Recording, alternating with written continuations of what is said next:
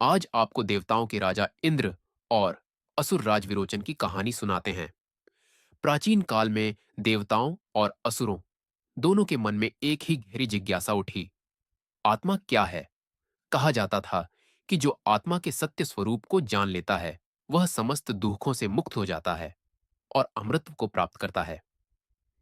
यह रहस्य जानने के लिए देवताओं की ओर से इंद्र और असुरों की ओर से विरोचन ब्रह्मा के पास जाने का निश्चय हुआ। दोनों ने अपना वैभव, सत्ता और सुख छोड़कर तपस्या का मार्ग अपनाया और ब्रह्मा के आश्रम पहुंचे। इंद्र और विरोचन ने ब्रह्मा के आश्रम में ब्रह्मचर्य का कठोर व्रत लिया। उन्होंने 32 वर्षों तक गुरु सेवा की, संयम रखा और तप किया। अंत में ब्रह्मा ने उनसे कहा, तुम दोनों जल से भरे पात्र में अपना प्रतिबिंब देखो, वही आत्मा है। दोनों ने जल में झांका और अपना अपना चेहरा देखा। युवक, तेजस्वी, सुंदर, पूर्ण देह। विरोचन तुरंत संतुष्ट हो गया। उसने सोचा, यह देह ही आत्मा है। यही देखने, बोलने, चलने और भोग करने वाली सत्ता है। वह असुरों के पास लौट गया और उपदेश देने लगा। देह ही आत्मा है। देह को ही सुखी, सुंदर और शक्तिशाली बनाना चाहिए। जो देह का पोषण करता है, वही आत्मा का पोषण करता है। असुरों ने इस विचार को अपनाया और भोग विलास तथा भौतिक सुखों में ही जीवन का लक्ष्य मान लिया। लेकिन इंद्र संतुष्ट नहीं हुआ। उसने मन ही मन विचार किया, यदि देह ही आत्मा है, तो अंधा होने पर आत्मा भी अंधी हो जाएगी, लंगड़ा होने पर आत्मा भी लंगड़ी हो जाएगी, बूढ़ा होने पर आत्मा भी बूढ़ी हो जाएगी और मृत्यु के साथ आत्मा भी नष्ट हो जाएगी। फिर अमर आत्मा का क्या अर्थ? यह सोचकर वह लौट आया और ब्रह्मा से बोला, भगवान, यह ज्ञान अधूरा प्रतीत होता है। ब्रह्मा ने उसकी शंका देखकर कहा, तुम फिर तप करो। इंद्र ने और 32 वर्ष तप किया। तब ब्रह्मा ने कहा, स्वप्न में जो आत्मा अनुभव होती है, वही आत्मा है। स्वप्न में तुम शरीर के बिना भी चलते फिरते, बोलते और अनुभव करते हो। इंद्र ने सोचा, हां, स्वप्न में तो देह नहीं होती, फिर भी अनुभव होता है।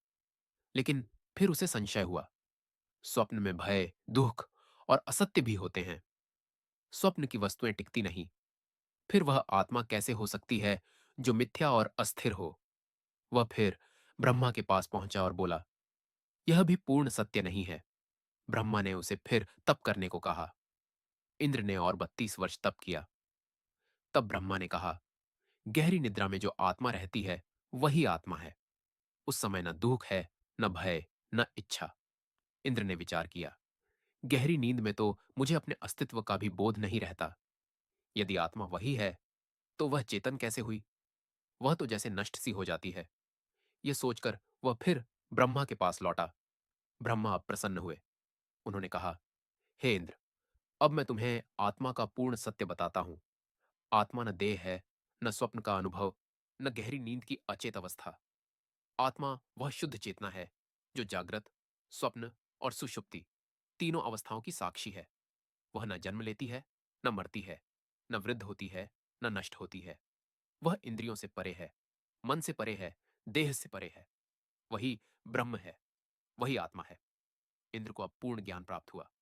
उसका संशय मिट गया।